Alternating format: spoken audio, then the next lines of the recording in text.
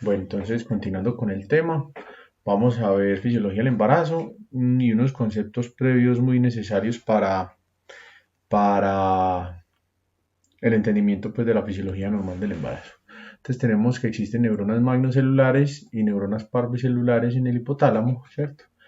En el núcleo supraóptico y paraventricular, las neuronas magnocelulares van a la hipófisis posterior y van a liberar oxitocina, fundamental para el trabajo de parto, vasopresina, fundamental para la ganancia de volumen durante el embarazo y para retener y para sostener el volumen al final en el momento del parto, y el péptido natriurético que ayuda con las sobrecargas de volumen. Listo.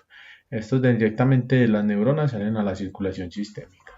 Y tenemos las neuronas parvicelulares que van por transporte axonal a la eminencia media, salen como factores liberadores. Vamos a ver que todos estos son fundamentales para el funcionamiento normal del embarazo, ¿cierto? Que van a la hipófisis anterior y se va a producir ACTH, estimulante de la suprarrenal, TSH de la tiroides, LH, FSH del eje de las gonadotrofinas, hormona de crecimiento, y prolactina, que es la única que está inhibida constantemente por la dopamina, ¿cierto? Y ahí sale la circulación sistémica a buscar su, su órgano blanco. Cuando hablamos de la hipófisis posterior, tenemos que hay dos péptidos, vasopresina y oxitocina. Listo. Miren que ellos tienen una estructura molecular de aproximadamente 9 aminoácidos, y de los 9 aminoácidos 6 son muy parecidos, por no decir que son los mismos, ¿sí? ¿Qué quiere decir esto? Que son producidos de una manera muy parecida, y ustedes van a dar cuenta que cuando, por ejemplo, apliquen oxitocina para inducir un trabajo de parto, aumentar la intensidad de las contracciones y su duración, se van a dar cuenta que también como manera indirecta van a tener retención de líquidos y puede subir la presión arterial de alguna manera en esas pacientes. Lo bueno de esto es que al ser péptidos tan cortos son muy inestables en sangre y son metabolizados rápidamente. Una vida media aproximada de 5 minutos. Entonces, cuando ustedes tengan una infusión y vean que la paciente está haciendo una polisistolia con retención de líquidos, pues simplemente lo cierran. Y debido a esa vida media corta es que por eso se ponen en goteo y no se ponen pues con dosis por horas. Listo.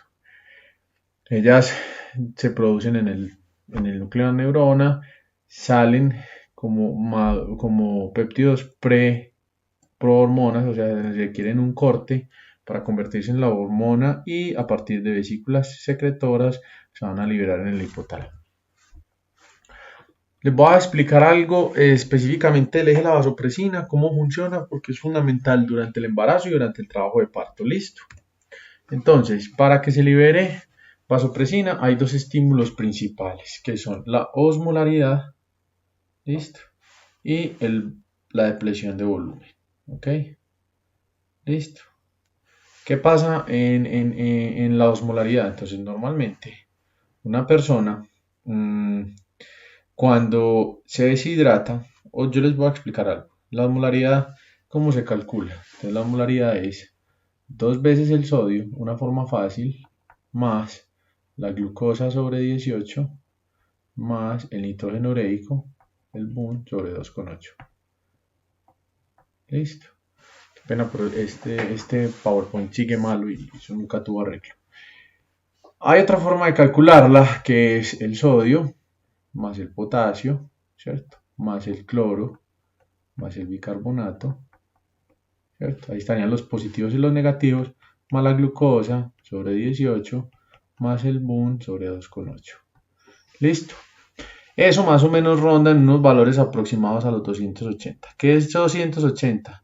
Es la cantidad de cargas, ¿cierto? De cargas positivas y negativas que una persona tiene en un litro de sangre. Entonces, ¿qué pasa? Normalmente las pérdidas de una persona son hipoosmolares, o sea, con menos cargas que la sangre. Entonces, si una persona se deshidrata, este mismo litro puede quedar en 800 mililitros y las cargas acá van a quedar más concentradas. Por lo tanto, una persona que tiende a deshidratarse aumenta la osmolaridad. O, por ejemplo, si yo tengo 2 litros de sangre, ¿sí? Y yo pierdo 1 litro completo, el otro litro no va a cambiar. Entonces, las pérdidas de líquido aumentan la osmolaridad, o las pérdidas de sangre directa, como no cambian la osmolaridad, lo que hay es una pérdida de volumen. Listo. Y esos son dos estímulos para liberar hormona antidiurética. ¿Sí? Entonces, cualquier situación que haga deshidratar a una persona va a llevar a que la osmolaridad del plasma aumente. ¿Listo? Pero cualquier situación que recargue el líquido a una persona va a hacer que la osmolaridad del plasma disminuya. ¿Listo? ¿Por qué? Porque serían las mismas cargas, pero en una cantidad de agua mayor. ¿Listo? Entonces ya queda con menos cargas por litro, por así decirlo. ¿Ok? Entonces, lo primero que vamos a notar en el embarazo es que van a haber cambios en la osmolaridad. ¿Qué cambios creen ustedes que van a haber? Después los vamos a ver. ¿Listo? Miren otra cosa acá bastante llamativa y es los valores. Aquí dice 4, 8 y 12. Listo. Mientras que aquí estamos en 5, 10, 20, 30. Las unidades son distintas, pero si uno calcula el total, esto es mucho más alto. Listo. ¿Cuál es el mensaje de esto? La ADH se libera por dos estímulos, por aumento de la osmolaridad, que eso indirectamente significa una deshidratación, o por disminución del volumen total de sangre a partir de una disminución en la presión arterial, que esto viene de los vasoreceptores. ¿Listo? Ok. En el embarazo pasan las dos cosas. Las mujeres al inicio del embarazo tienden a generar pequeños aumentos de la osmolaridad y durante el resto del embarazo va a bajar, pero por un exceso de agua, lo vamos a ver. Y al final del trabajo de parto tienen un sangrado importante, ¿sí? Que va a hacer que se active la ADH ya no por cambios en la osmolaridad, sino por cambios en la presión. Listo. Y hay dos cosas. Miren que aquí en los cambios de la osmolaridad, con que cambie de 280 a 281, ya la ADH está comenzando a subir. Mientras que en los cambios de presión arterial se requieren aproximadamente pérdidas del 10% del volumen arterial efectivo para que el eje de verdad incline su curva y se empiece a liberar.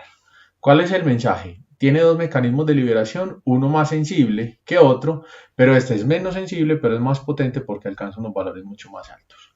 ¿Y esto qué implicaciones tiene? Cuando la ADH se libera por estímulo de osmolaridad, que es muy sensible, pero no alcanza valores muy altos, se va a pegar a receptores B2. Y los receptores B2 son los que están en el riñón. ¿Listo? Mientras que cuando la ADH se libera por estímulo de pérdida de presión, obviamente se va a pegar a los receptores B2 porque hace rato pasó las concentraciones a las cuales se puede pegar, pero también se pega a los receptores B1. Listo. Y estos B1 son los que están en el músculo liso. ¿Ok? Y al estar en el músculo liso lo que hacen es vasoconstricción y esa vasoconstricción aumenta la presión arterial. Por eso se llama antidiurética o vasopresina. ¿Ok? Aquí tenemos el estímulo por osmolaridad, que es mucho más sensible, pero alcanza niveles más bajos, y el estímulo por volumen o presión, que son los más potentes de todos. ¿Ok? Eso es un resumen. ¿Cómo se detectan los cambios de presión? A partir de los vasoreceptores que están en el callado de la aorta, ¿listo? O que están aquí en la médula oblonga, ¿ok? Y ellos tienen directamente inervación sobre la hipófisis posterior para que libere ABP, o sea, vasopresina. Listo. Y hay algo bastante llamativo y es que si se mezcla la deshidratación más una pérdida de volumen, la respuesta de la ADH es mucho más fuerte. Y eso pasa en el trabajo de parto. Después lo vamos a ver. Listo. Y si usted además le inyecta oxitocina a la paciente durante el trabajo de parto, que es para revertir el tamaño uterino, al tener una estructura aminoácidica tan parecida, de la misma manera la está ayudando a la persona a que mantenga una presión arterial y un volumen arterial efectivo adecuado. Acuérdense, el agua corporal total de una mujer es el 55% del peso. Listo. Y de ese 55%, acuérdense que eso se divide en un cuarto y 3/4. Este es el lic y este es el lec. Listo. Y esto, perdón, 2/3, 1/3 y 2/3. Y de esto, 1/4 es plasma y 3/4 son intersticios. Ese 1/4 es el que interesa porque este es el volumen arterial efectivo. Cuando esto se pierde más del 10%, no es del agua corporal total, pilas, ahí es donde se activa la ADH. ¿Y qué hace la ADH? Entonces en el riñón aumenta la reabsorción de agua, listo, agua, y aumenta el tono simpático cuando alcanza altas concentraciones, ¿Para qué? Para hacer vasoconstricción, ¿ok? ¿Dónde actúa la ADH? Les estoy contando todo esto porque lo vamos a ver después. Entonces, la ADH, aquí está los glomérulos, el glomérulo, entonces aquí está la cápsula con la que filtra, cápsula de Bowman, está descendente, ascendente, aquí toda esta parte del glomérulo no se regula, simplemente todo lo que se filtra se absorbe, independientemente de que la persona esté deshidratada o sobrehidratada. ¿Dónde se regula de verdad el agua corporal total? En el túbulo colector, o sea, en la parte ya más cercana a lo que se va a convertir en orina, ¿sí? Y solo se regula el 10% de lo que se filtra, pero si un riñón filtra diariamente 180 litros, pues el 10% son 18 litros. Y de eso solamente orinamos 2. ¿Qué quiere decir? Que los otros 16, que es como el 80, 90 y punta por ciento, son regulados y siempre se reabsorben. Listo. Entonces, aquí en el ducto colector es donde se va a regular la absorción de agua por la ADH. ¿Y cómo lo hace? Entonces, lo único que hace es, ya sabemos cuáles son los estímulos de liberación, deshidratación o pérdida de volumen, van a liberar ADH y la ADH se pega al receptor B2 que está en el túbulo colector del riñón, ¿cierto? Y lo que hace es inducir la expresión de aquaporina 2. La aquaporina 2 se va, por aquí va la orina, entonces junto con otra amiga que se llama la aldosterona, va a reabsorber sodio y ese sodio va a arrastrar agua. Listo. Ese es como el mecanismo básico de acción. Y la única diferencia es que cuando ya hay estímulo por presión, o sea, cuando hay una pérdida mayor del 10% del volumen arterial efectivo, va a haber una activación, este es el B2, que es en el riñón, que induce la expresión de aquaporina 2, listo. Y si es en el músculo liso, es un B1, que va a ser un GQ, que aumenta el calcio, y el calcio hace vasoconstricción contra el músculo liso. Listo, para mantener la presión arterial. Esta tablita lo único que les muestra acá es que la aquaporina 2 es la que es exclusivamente expresada por la ADH, las otras son constitutivas, o sea que no van a regular el volumen, sino que esta es la que de verdad, si una persona está deshidratada, le va a ahorrar agua, y si una persona está deshidratada y le ahorra agua, quiere decir que orina menos. Listo. Y si una persona orina menos, quiere decir que la orina es más concentrada. Y eso, para decirlo bien, quiere decir que una persona deshidratada, la osmolaridad de la orina es alta. ¿Por qué? Porque tiene todos los desechos en muy poquita agua, entonces se concentra. Listo. Esta es la acción del B1, simplemente que es GQ y que contrae el músculo liso. Entonces tenemos que hay varias situaciones que liberan ADH, ¿cierto?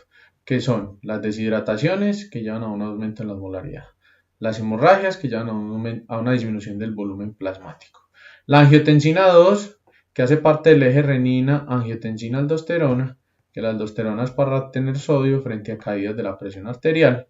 Listo, o sea que por aquí vamos de la mano con con la pérdida del plasma. Y por último está esto, que se llama colecistoquinina, que la colecistoquinina ahorra agua, o sea, activa la ADH, pero es para hacer digestión, porque para hacer digestión se necesitan aproximadamente 8 litros de jugos pancreáticos, jugo gástrico, jugo salival, jugo intestinal. Entonces, esos son estímulos para ahorrar agua.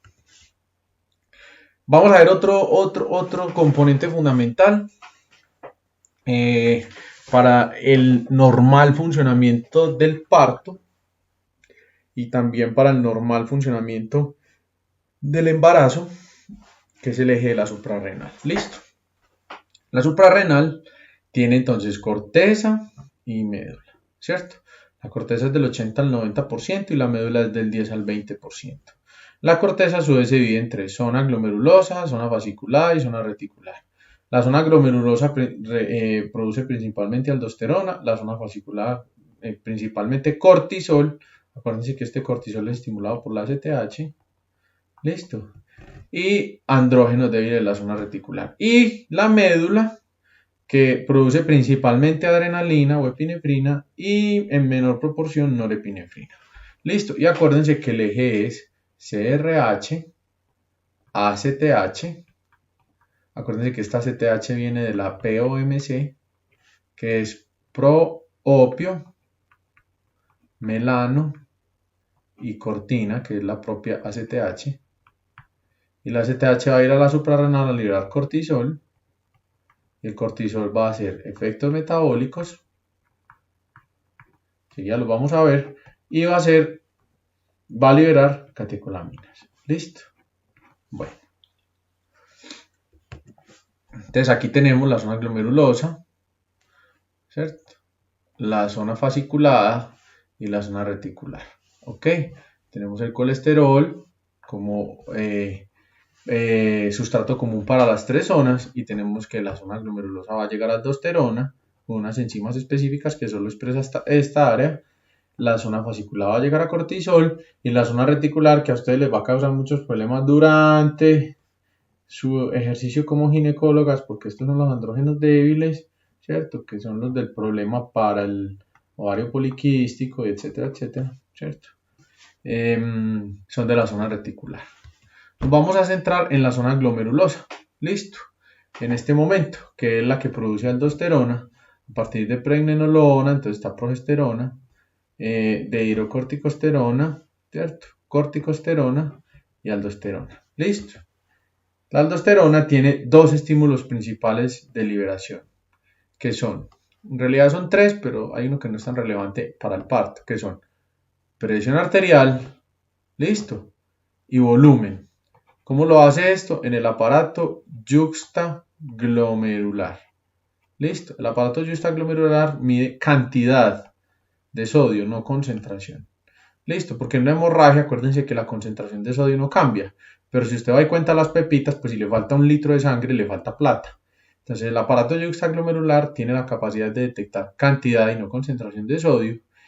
El aparato yuxtaglomerular, ¿qué es? Pues si este es el glomérulo y dice yuxtaglomerular, es un acúmulo de células que están justo al lado del glomérulo y que pueden tener un recuento de todo lo que el glomérulo está filtrando. Listo. Esas células van a liberar renina y la renina, miren acá, es una enzima. Es una enzima que convierte el angiotensinógeno que viene del hígado y que está circulando en sangre en angiotensina 1. Listo. Y la angiotensina 1 por la enzima convertidora de angiotensina que está en el epitelio pulmonar se convierte en angiotensina 2. Y la angiotensina 2 tiene varios efectos. El primero, aumenta la resistencia vascular periférica. Listo. O sea, hace vasoconstricción. Esta es otra manera de subir la presión arterial junto con la ADH en los receptores B1. Listo. Y está la corteza y está el túbulo proximal.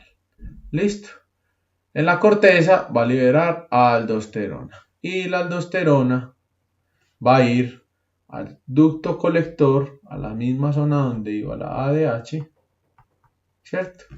Y va a disminuir la orinada de sodio. O sea, va a favorecer la retención de sodio. ¿Listo? Y si retiene sodio y la ADH está alta, se retiene con agua y esto va a tratar de aumentar el volumen sanguíneo, por lo tanto aumentar la presión arterial sumándolo a la vasoconstricción. ¿Listo? Existe un tercer estímulo.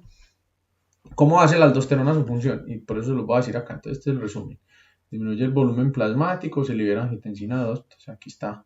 Desde el aparato yuxtaglomerular se libera renina. La renina coge el angiotensinógeno 1, le quita un pedacito. El angiotensinógeno, perdón, lo convierte en angiotensina 1. Y la enzima convertidora de angiotensina le bota otro pedacito. Se convierte en angiotensina 2. Y la angiotensina 2 es la que libera aldosterona. Y la aldosterona va a reabsorber sodio, como ya se los dije, pero la aldosterona también elimina potasio. Por eso, un tercer estímulo para que se libere aldosterona, aparte de la presión arterial, es la hipercalemia. ¿Listo? Porque él induce diuresis de potasio. ¿Ok? Bueno.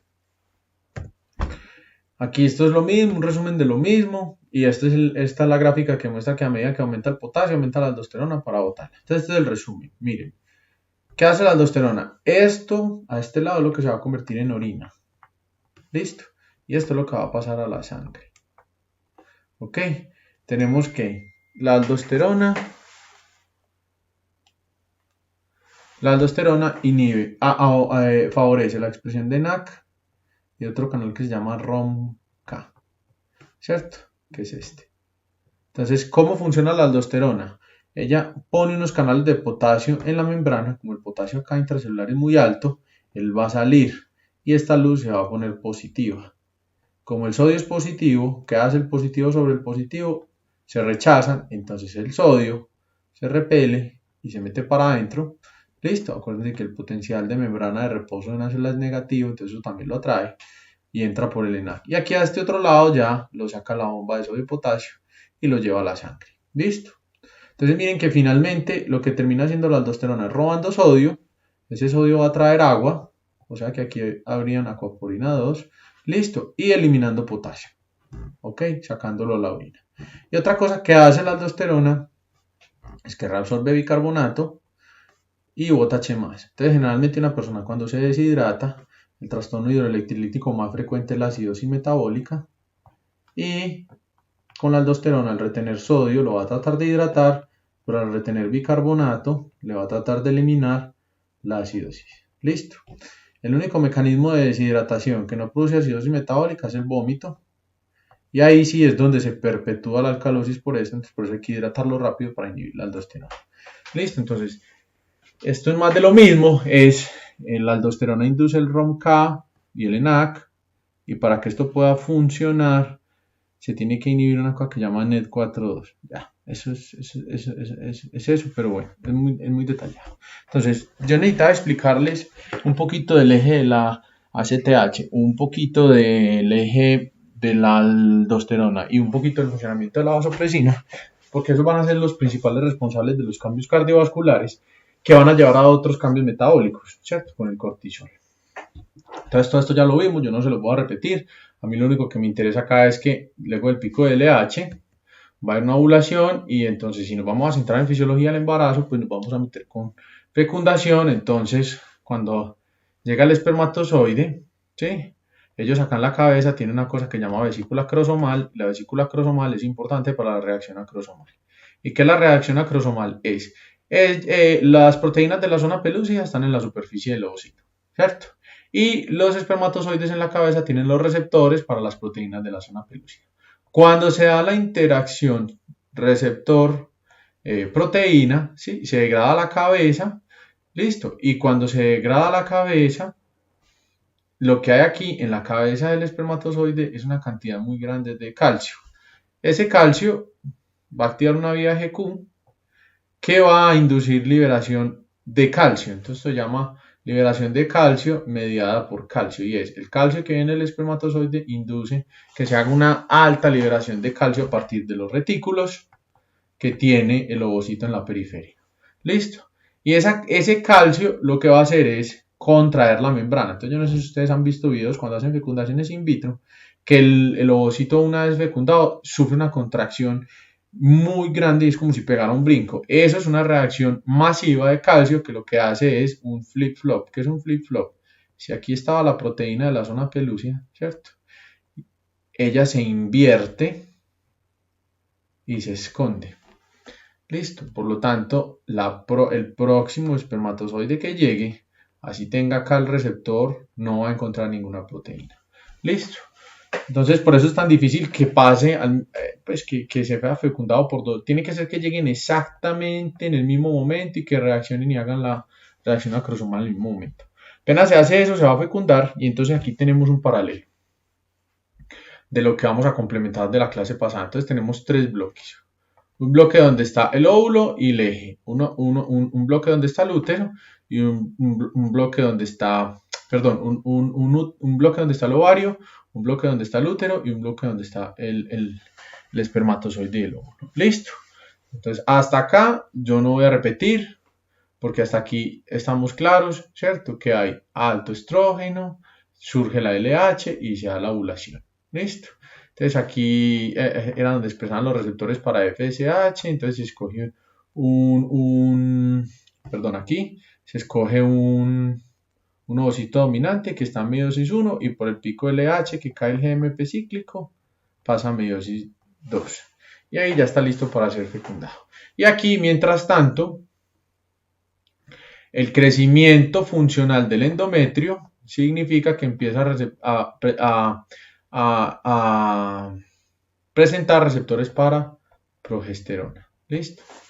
Hasta ahí no hay nada raro, ya lo hemos visto todo. Acá es donde cambia la cosa. ¿Listo? Entonces hay una ovulación. ¿Listo? Y luego de la ovulación, entonces viene la fertilización, que es más o menos entre el día 15 a 17. ¿Listo? Donde la persona es muy fértil, su ventana más fértil. Está escrito que la mayor viabilidad de fertilidad es de 6 horas, luego de la ovulación, pero puede durar hasta 24 horas, el periodo de mayor fertilidad. Listo, pero acuérdense que los espermatozoides pueden estar vivos 5 a 7 días en las trompas, entonces pues hay una ventana un poquito más grande. Listo.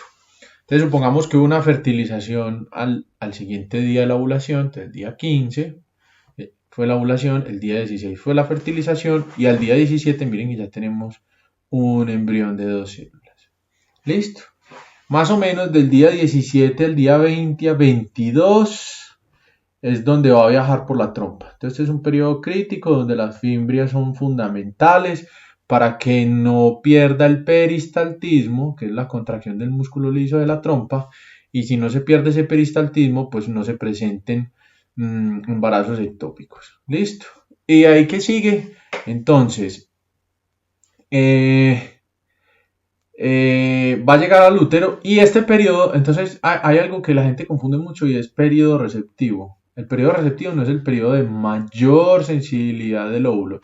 El periodo receptivo es el periodo del cual luego de la fecundación hay un aumento de las proteínas de adhesión inducidas por la progesterona en el endometrio y una disminución de las proteínas antiadhesión. Miren que pasan las dos cosas en el endometrio. Listo. Ese es el famoso periodo receptivo. Listo. Ahí entonces él va a viajar hasta el útero. Y en el útero entonces más o menos este día, ¿cierto? Se va a implantar. ¿Ok? Y cuando se implanta, más o menos 6 a 7 días luego de la fertilización, ¿sí? Es donde aquí, si este fuera un ciclo normal, el cuerpo lúteo moriría y caerían los niveles de progesterona y ya la mujer estaría muy cerca a sangrar. Listo. Pero ¿qué pasa? La implantación induce un aumento importante de gonadotrofina coriónica humana y esa es la que no va a dejar morir el cuerpo lúteo. Entonces digamos que un embarazo fisiológicamente en el eje tiene dos puntos relevantes y es el primer rescate, que es en la primera semana, ¿sí? Por eso acá mucha gente se le dificulta quedar en embarazo porque no se rescata el cuerpo lúteo por la beta-HCG, listo. Y en el más o menos a la semana 12, que es donde ya va a morir definitivamente el cuerpo lúteo y el que se va a seguir con las riendas del embarazo va a ser la placenta, listo. Entonces ahí ya tenemos cómo irnos hasta la semana 12 más o menos. Entonces lo que yo les decía, aquí está el óvulo, aquí está más o menos 7 días después se está implantando en un endometrio altamente adhesivo con una alta concentración de nutrientes que están en lagunas y esas lagunas fueron inducidas por la progesterona. Listo. Al tener tantas lagunas lo vuelve un tejido muy críptico, por lo tanto el tejido sólido total es menor, ¿cierto? Porque está lleno de huecos, por así decirlo. Y ahí es donde está el riesgo, porque como esto tiene enzimas líticas, que haya una implantación mucho más profunda y empiecen todos esos problemas de implantación o ruptura uterina. Pero listo, vamos con lo normal por ahora. Listo. Entonces esto es lo mismo. Y esto sí me interesa mucho y es el perfil hormonal. Porque del perfil hormonal depende el cambio en muchos de los sistemas que vamos a ver. Listo. Entonces tenemos el lactógeno placentario, fundamental que vaya aumentando y que se logre su punto más alto hacia el final del embarazo. Listo. Tenemos aquí la gonadotrofina coriónica. Miren aquí fundamental al principio y ya después no tanto, porque aquí ya se vuelve independiente de gonadotrofina coriónica. Tenemos que los estrógenos aumentan progresivamente hacia el final del embarazo, al igual que la progesterona. Entonces miren que aquí ya el eje funciona distinto, porque en un ciclo normal usted nunca va a encontrar un pico doble, ¿cierto? De ambos, ¿ok? Y miren aquí, entonces aquí tenemos ovulación, fecundación, entonces aquí sigue estrógenos hacia el final del embarazo. Esto es fundamental, que los estrógenos aumenten mucho hacia el final del embarazo y la progesterona también. Listo. Ok. Mire que la progesterona, los niveles cambian a medida que aumente y se pega a receptores distintos. Listo. Entonces está estrógenos, progesterona. Y aquí en el parto, si yo les mostrara esto después del parto, esto pasa así. Al piso, estrógenos, y al piso, progesterona de manera abrupta. Listo. Esa caída abrupta de las hormonas va a revertir los cambios fisiológicos del embarazo, sí, muy importante, porque no se puede seguir con esa alta demanda a todos los sistemas, pero también va a tener consecuencias sobre el sistema nervioso central. Listo. Esto es como, háganse de cuenta, como si fuera una mega menstruación. Listo. Y entonces de ahí es donde está el riesgo de depresión posparto o psicosis posparto. Listo. Por eso incluso hay estudios que demuestran que más que el embarazo es más difícil para una pareja el posparto. Sobre todo por el estado de ánimo que genera grandes cambios en la mamá y además por la entrada de un nuevo ser que cambia la dinámica de pareja. Entonces es ahí donde está la clave. Todo es a partir de las hormonas. Entonces ahora sí, empecemos en forma. Les voy a hacer 2 o 3 videos de fisiología del embarazo. Perdón que no se los pueda hacer en semana, pero es que estamos en final de semestre y pues esto es una cosa increíble así virtual, pero bueno, ya me estoy desatrasando. Les voy a tratar de poner los videos hoy 2 y mañana otro. Y al final les voy a hacer solamente 2 casos que se lo parten por mitades, listo, 3 y 3. Y lo vamos a analizar como la vez anterior, ¿ok? Bueno, entonces, ¿qué cambios hay en el embarazo? Los primeros son la demanda energética. ¿Listo? Pues aquí está. Un embarazo en promedio tiene un costo de aproximadamente hacia el final del embarazo de 77.100 kilocalorías. ¿Listo? Y miren que la gran mayoría de kilocalorías que almacena una mamá, entonces aquí está la ganancia de peso normal, que es 12.000 gramos, o sea, 12 kilos, ¿cierto? Donde solamente 600 va a ser de proteínas y 4.000 aproximadamente va a ser de grasa, el resto es el feto, ¿cierto? Entonces estos 3.700 quiere decir que hay depósitos de grasa. ¿Listo? La única hormona que induce los depósitos de grasa es la insulina. ¿Listo? De resto, hormona del crecimiento, la prolactina disminuye. Entonces, la hormona del crecimiento disminuye la grasa, la prolactina disminuye la grasa porque es para producir leche, las catecolaminas disminuyen la grasa, el cortisol disminuye la grasa, el glucagón disminuye la grasa, ¿cierto? ¿Qué pasa? Durante el embarazo vamos a ver que hay un aumento del ACTH. Si hay un aumento del ACTH, quiere decir que hay un aumento del cortisol. Y si hay un aumento del cortisol, quiere decir que hay un aumento de las catecolaminas y el glucagón. ¿Listo? Por lo tanto, para que una mamá pueda hacer depósitos de grasa durante el embarazo, le toca una lucha muy grande contra estos. ¿Listo? Y ese es el primer factor de riesgo para que haya resistencia a la insulina. ¿Listo? Segundo, el cortisol es antiinsulínico. Las catecolaminas son antiinsulínicas y el glucagón obviamente es antiinsulínico. Todos estos conducen a que sean factores de riesgo, pero es que hay que hacer un depósito de grasa porque la tasa metabólica basal, ¿sí?, de una mamá, ¿listo?, aumenta, ¿sí?, demasiado con respecto al primer trimestre. ¿Listo? Obviamente, ¿por qué? Porque lo que tiene en el abdomen es un tejido, por así decirlo, pues un feto, que es altamente demandante de energía porque está en constante división. ¿Ok? Entonces, como un tumor, pues, en el comportamiento, estoy diciendo. Un tumor cuando tiene un alto nivel de división, ¿qué hace con la persona? La consume, ¿cierto? Entonces, al tener un tejido de alta división en el abdomen, ¿cierto? Pues entonces va a haber una alta demanda energética. ¿Ok? ¿Cuánto debería aumentar de peso una mamá? Eso es relativo, según el trimestre, pero debería ser en promedio 12 kilos, ¿cierto? Para tener unas buenas reservas hacia el final del parto para poder producir leche. ¿Ok?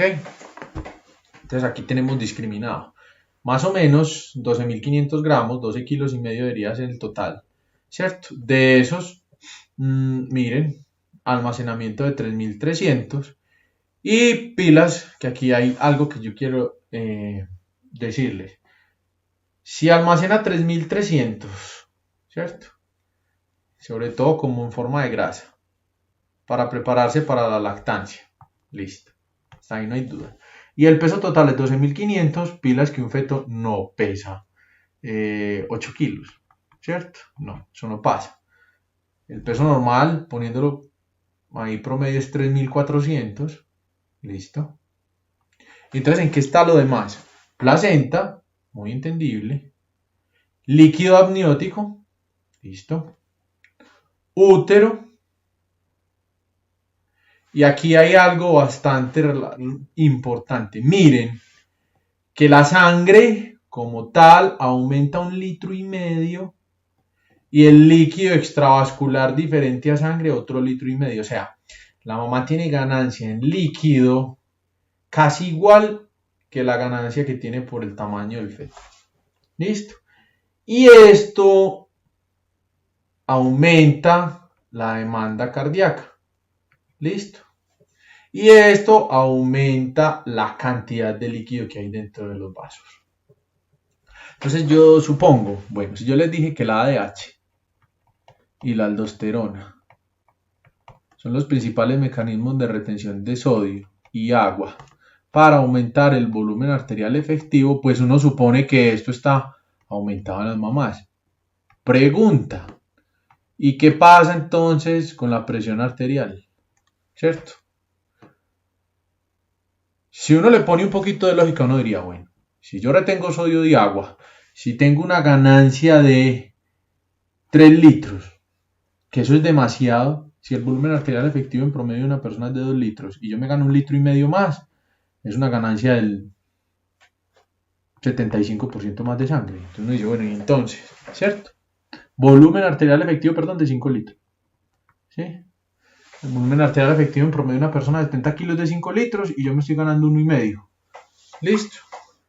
Entonces yo estoy teniendo, perdón, una ganancia del 30% más de volumen porque no presento elevaciones de la presión arterial. ¿Listo? Y eso es importante. Entonces, hay una ganancia de peso donde casi que en igual proporción está lo que almacena, ¿sí?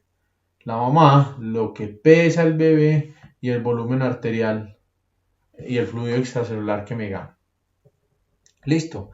¿Por qué tiene que aumentar el volumen arterial en una mamá? Por múltiples razones. Obviamente, aumentar la presión de perfusión de los órganos. Segundo, la hemoglobina fetal tiene una avidez por el oxígeno más alta que la del humano, que quiere decir que para yo poder mantener los mismos niveles de oxígeno que antes, si tengo un bebé adentro que me está robando todo el oxígeno, tengo que aumentar la concentración de hemoglobina. ¿Listo? Entonces vamos a empezar por los cambios cardiovasculares. Cambios cardiovasculares. Entonces miren acá. La osmolaridad normal es de 280. ¿Listo? Entonces miren que yo todo esto al principio se los di es para que ahora me puedan entender esto. La osmolaridad normal es de 280 y la estoy pintando acá. Mírenla acá, perdón. ¿Cierto?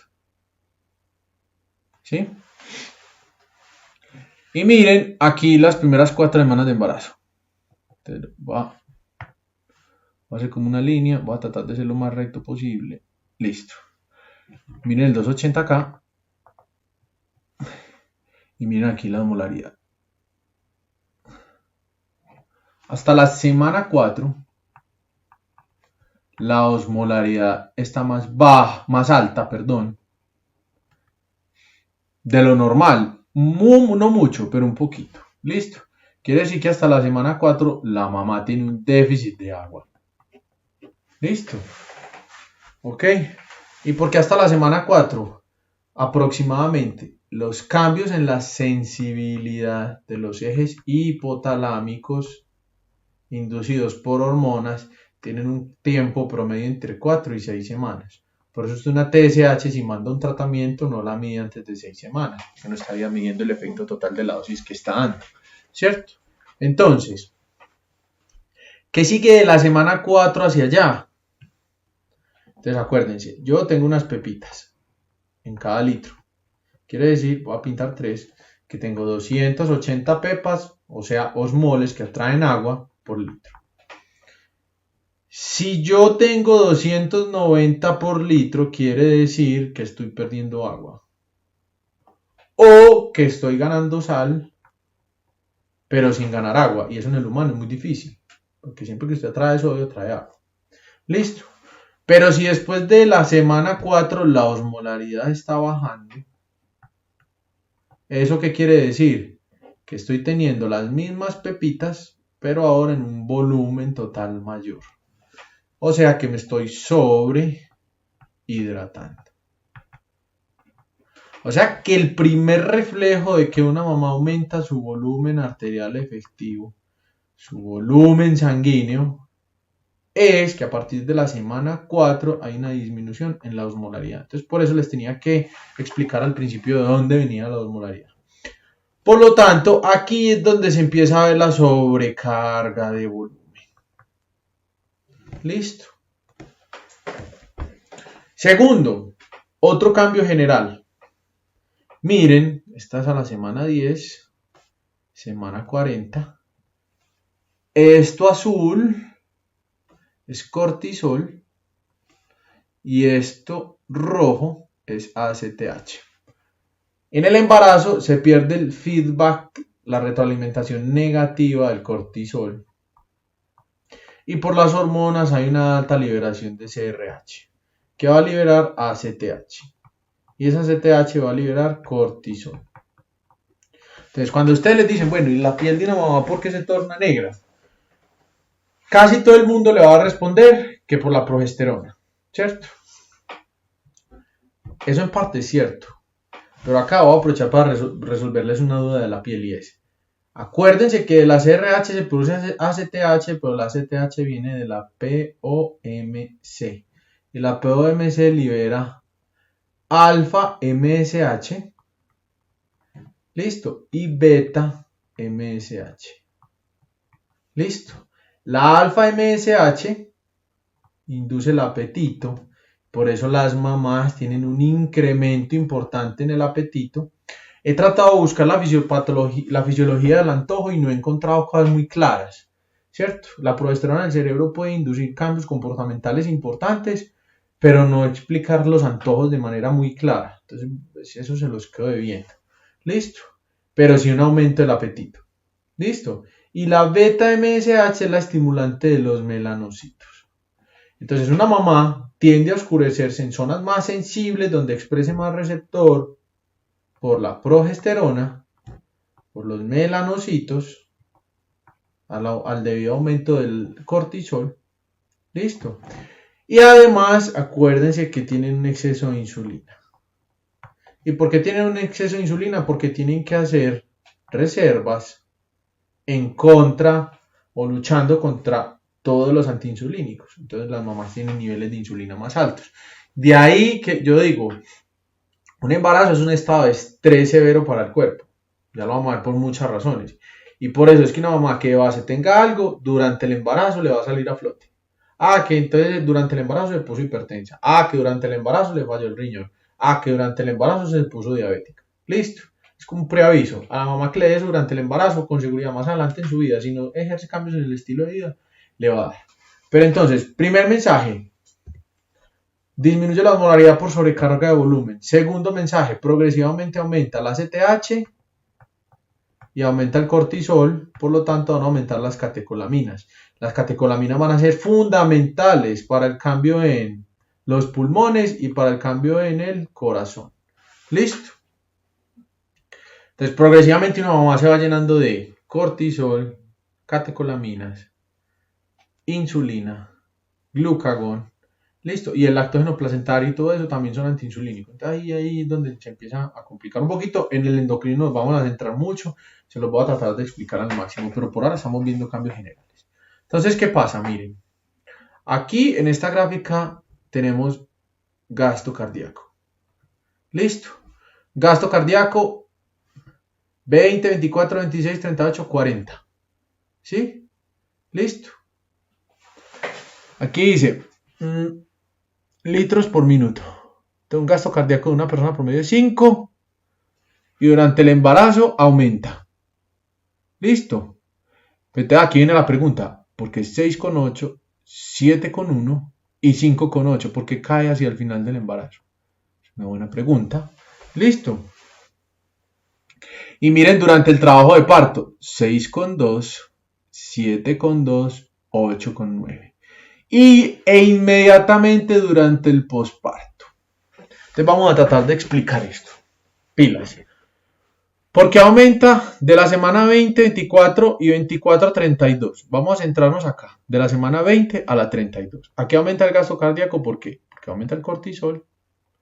Porque aumentan las catecolaminas. Listo.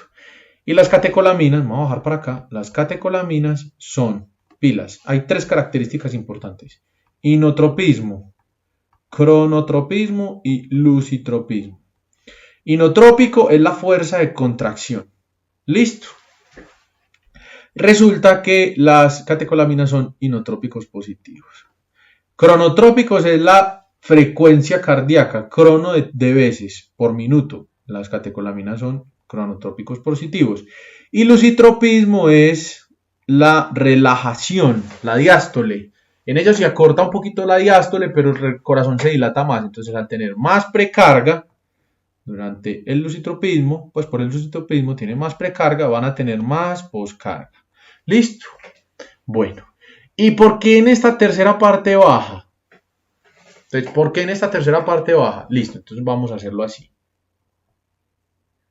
En la tercera parte, de la semana 38 a la 40, ya posparto baja un poquito, es por lo siguiente. La hormona tiroidea aumenta la expresión de receptores beta 2 exclusivamente. El beta 2 es ionotrópico, ¿cierto? Es cronotrópico, es broncodilatador, listo. Ya vamos a ver cómo cambia el eje de la hormona tiroidea durante todo el embarazo. Pero hay algo fundamental y es que el beta 2 en el músculo liso es vasodilatador.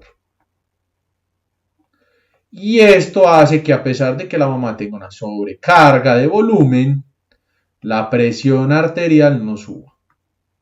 Por eso es fundamental revisar el eje de las hormonas tiroideas en el embarazo para que una mamá sea normotensa. Eso puede sonar muy raro, pero es fundamental. Porque uno dice, bueno, ¿por qué diablos se aumenta el cortisol? Se aumenta la aldosterona, ¿cierto? ¿Por qué no se aumenta la presión arterial? Y eso se debe al eje de las hormonas tiroideas. Listo. Durante el trabajo de parto, se aumenta demasiado hacia el final. Listo. Porque aquí, ¿qué factores hay vasopresores? Entonces está catecolaminas. Pero al final del embarazo, durante el último parto, está la vasopresina y la antidiurética. Listo. Y está la angiotensina 2. Aumentando progresivamente. Y se logra el volumen más alto de todos acá. ¿Por qué? Porque como una hemorragia, no solamente se van a ocupar los receptores B2, sino que también se ocupan los receptores B1, ¿cierto? Por la vasopresina. Listo. Y los B1 aumentan demasiado la resistencia, por lo tanto, al aumentar la resistencia, el corazón aumenta la poscarga. Y ahí es donde bombea más. Listo. Estamos viendo todo el perfil cardiovascular a medida que avanza el embarazo. ¿Ok? Aquí está entonces, ¿cómo? Miren, aumenta volumen sanguíneo a medida que avanza el embarazo. Entonces ya saben, renina, angiotensina, aldosterona, antidiurética, y eso se ve reflejado en una disminución progresiva de la osmolaridad porque la mamá se está sobrecargando de agua. Listo. Volumen plasmático.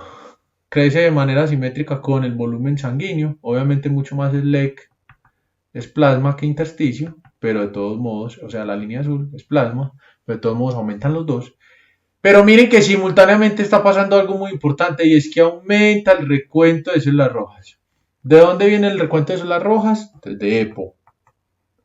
El EPO en el riñón induce la producción de reticulocitos. Listo. ¿Por qué es importante o por qué se produce el EPO? Porque la mamá, aunque tiene aumento del oxígeno periférico, el bebé al tener hemoglobina fetal induce una leve hipoxemia constante en la mamá, ¿sí? Aunque no es notoria por el total de células. Listo. Se induce la producción de EPO renal. ¿Ok? Bueno, y aquí tenemos que entonces, como consecuencia del aumento de las catecolaminas, a lo largo del embarazo va a aumentar el gasto cardíaco, frecuencia cardíaca, entonces aquí está el inotropismo, aquí está el cronotropismo, y aquí es el volumen de eyección, o sea, lucitropismo. Listo, que aumentan progresivamente hacia el final del embarazo. ¿Ok? Pero miren lo que yo les decía, a pesar de que hay un aumento del cronotropismo, lucitropismo, ¿cierto? Del inotropismo, del volumen arterial efectivo, de renina, angiotensina, aldosterona, de cortisol y de vasopresina, la presión arterial sigue en valores normales. ¿Listo? Esto es porque hay una leve vasodilatación compensatoria a partir de sobreexpresión de receptores beta 2 de la hormona tiroidea, que se los voy a mostrar después. ¿Listo? Bueno, entonces, miren, a pesar de que hay aumento del sodio, aumento del apetito, entonces sodio, renina, angiotensina, aldosterona, apetito, alfa MSH, ¿cierto? A partir de la ACTH, a partir de esta ACTH, a partir de la POMC, y esta POMC a partir de la CRH. Listo. Hay aumento de la sed, el mecanismo de la sed por la vasopresina o antidiurética. Listo. Retención de sodio y agua, que aumenta la precarga, que aumenta el volumen sanguíneo, pero que va a aumentar el gasto cardíaco, que va a aumentar el transporte de oxígeno para que la unión fetoplacentaria se lo robe, con la hemoglobina fetal, que tiene mayor afinidad, lo que va a inducir una hipoxemia, por así decirlo, relativa, que es necesaria para que aumente el EPO y aumente el recuento de células rojas. Listo. Pero entonces uno dice, bueno, aumenta la frecuencia cardíaca, ¿cierto? Pero entonces, ¿por qué diablos la presión sigue normal? Entonces, mira acá la respuesta. Porque la resistencia vascular periférica, que es uno de los principales mediadores de la presión de perfusión o de la presión diastólica, va a estar disminuido porque va a haber una sobreexpresión de receptores vasodilatadores. ¿Listo? ¿Sí? Bueno, acuérdense que la presión arterial media es igual al gasto cardíaco por la resistencia vascular periférica. Y el gasto cardíaco es frecuencia cardíaca por volumen de eyección por resistencia vascular periférica. Entonces, aunque en una mamá está aumentando esto y está aumentando esto, está compensando disminuyendo esto. Listo. Entonces aquí está la presión arterial sin cambios significativos. La presión capilar sin cambios significativos, comparando un embarazo con una mujer normal. Entonces miren, ¿por qué no hay cambios significativos? Porque aumenta el compliance de las largas arterias, o sea, la elasticidad, por así decirlo.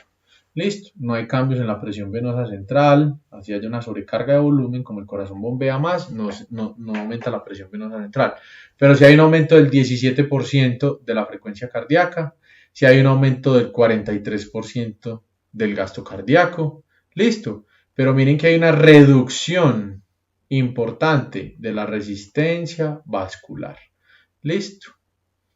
Disminución de la presión osmótica, o sea, dilución, o sea, disminución de la osmolaridad, o sea, sobrecarga de volumen. ¿Listo? Entonces, este es como un resumen de lo que les he estado diciendo. Bueno, entonces, ya van 55 minutos. Yo creo que este primer video está bien de esta longitud. En un rato más creo que les subo otro o mañana otros con los casos y nos vemos el martes. Listo, todavía no he podido reservar la sala. Yo les estoy avisando a una de ustedes la sala. Listo.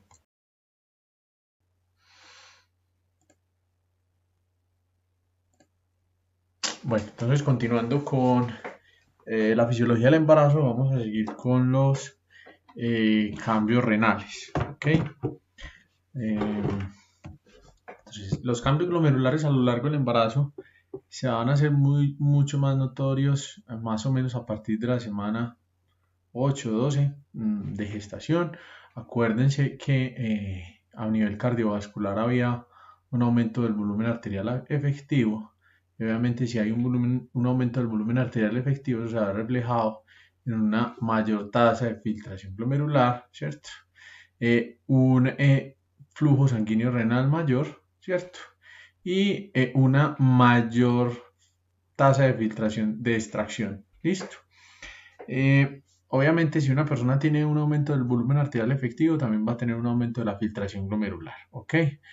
O sea que hay una hiperfiltración glomerular y como consecuencia, miren acá comparando una mujer no embarazada, ¿cierto?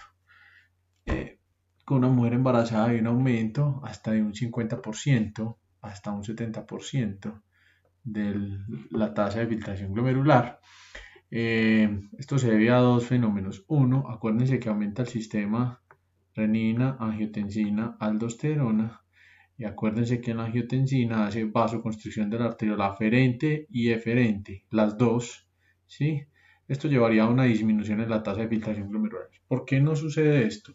Esto no sucede por una razón muy simple, y es la siguiente. Los niveles progresivos de estrógenos durante el embarazo hacen una vasodilatación de la arteriola aferente, de la que lleva la sangre, pero no hay ningún efecto sobre la eferente, donde va a terminar predominando la angiotensina, lo que va a llevar a una vasodilatación aferente y una vasoconstricción de la eferente. Como consecuencia hay una mayor tasa de filtración glomerular. ¿Ok?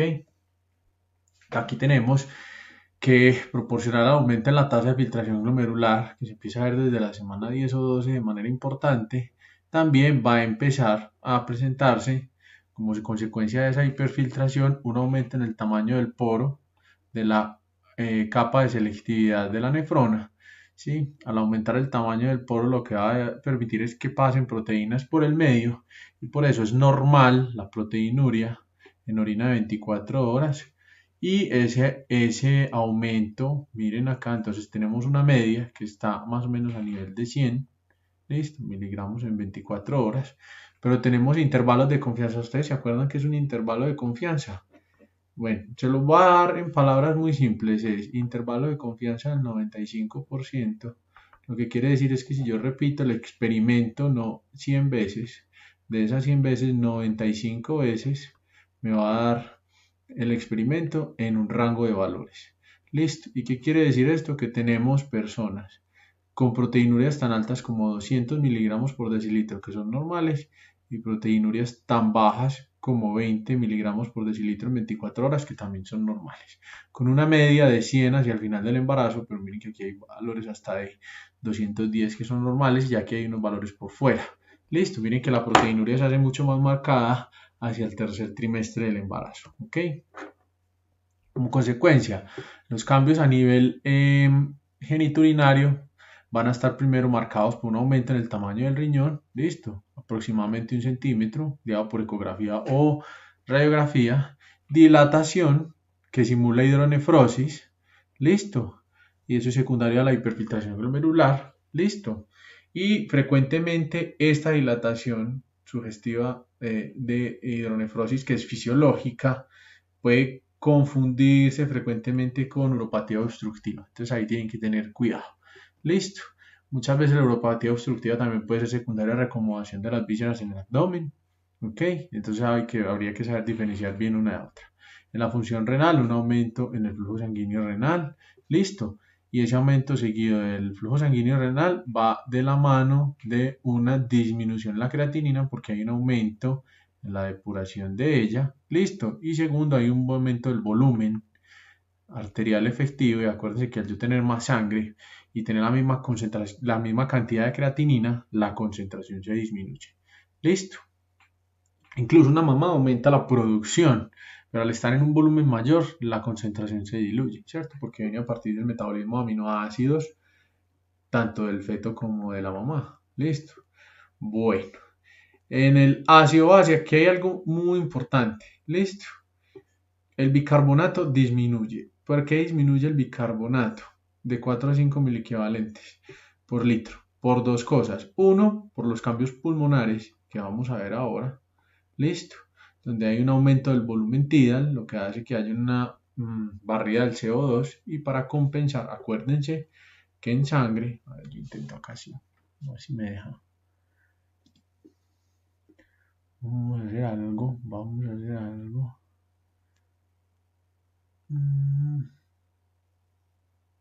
Pongamos esta pantalla así.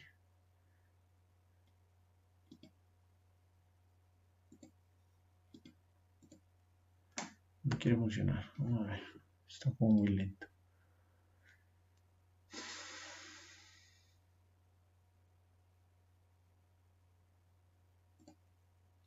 Listo, aquí sí. Entonces, ¿qué pasa? Miren, yo les quiero decir algo. ¿Qué pasa con el pH en una mamá? Listo, el pH en una materna sanguíneo tiende a subir. ¿Y por qué tiende a subir? Esto es multifactorial. Listo. La primera razón por la que el pH sube en una mamá es porque aumenta el volumen tidal, que enseguida lo vamos a ver. Entonces el volumen respiratorio por minuto aumenta. ¿Y eso qué va a hacer? Que la relación CO2 bicarbonato aumente. Listo. ¿Qué otras cosas pasan? Entonces, ¿qué pasa cuando la mamá aumenta el volumen tidal? Barre el CO2. Listo. Segundo, ¿qué otras cosas hacen que aumente el bicarbonato? Que aumente el bicarbonato. Hay una cosa que hay que tener presente que ahorita la vamos a ver y es la estimulación del centro del vómito. Listo. Por la progesterona induce que la persona pierda HCl en la hiperemesis gravídica. ¿Qué está perdiendo acá? H más. Al perder H más, el bicarbonato queda en la sangre y perpetúa la alcalosis. Otra causa de alcalosis en la mamá. Tercero, el eje renina, angiotensina, aldosterona. La aldosterona, acuérdense que su función principal es retener sodio, pero acuérdense que intercambia potasio, ¿cierto? Esa es una de las funciones, lo bota a la sangre por el sodio que va a entrar a la sangre y el potasio va a salir a la orina, pero acuérdense que bota H más, ¿sí? Y esos H más, ¿dónde se van a botar? Entonces, si esta es la célula intercalada, hay una enzima que se llama la anhidrasa carbónica, que a partir de CO2 más agua, produce HCO3, listo, más H más, listo. Entonces, este H más es el que se va a ir para la orina, listo, y este bicarbonato se lo va a ganar la sangre. Entonces, una mamá tiende a tener alcalosis metabólica por 1, hiperventilación, 2, hiperemesis gravídica, que es el único trastorno hidroelectrolítico de deshidratación que tiende hacia alcalosis metabólica, y 3, eje renina, angiotensina, aldosterona. Ok, listo. Y acuérdense que ya habíamos visto que a nivel renal, pues la osmolaridad del plasma tiende a disminuir más o menos 10 miliosmoles por litro. Listo. Y eso es porque hay una sobrecarga de volumen. Y hay una cosa muy importante y es que acuérdense que este aumento en la osmolaridad se debe a una función aumentada de el eje renina-angiotensina aldosterona, pero sobre todo de la vasopresina, que acuérdense que expresa aquaporina 2. Al expresar aquaporina 2 absorbe agua. Listo. Pero ¿qué está pasando? Hay algo muy importante y es que la placenta acelera el metabolismo de ella para no ir a tener un exceso de esto. Y además hay una pequeña desensibilización para que no haya todo el tiempo mecanismo de la sed, listo. Y eso hace que la mamá en estados avanzados se comporte como una paciente con diabetes insípida. ¿Qué es diabetes insípida? Es que tiene algo de resistencia a la acción de la vasopresina y orina un poquito más. Listo, ¿por qué llama diabetes insípida? Porque siente que tiene poliuria, pero no tiene glucosuria. Entonces es diabetes sin sabor, por así decirlo. Listo. Entonces durante el embarazo tenemos que aumentar las concentraciones de estrógenos y progesterona, que ellos directamente también tienen función sobre el riñón, liberando renina. Listo, la renina va a liberar angiotensina y la angiotensina va a liberar aldosterona para retener sodio y agua. Listo.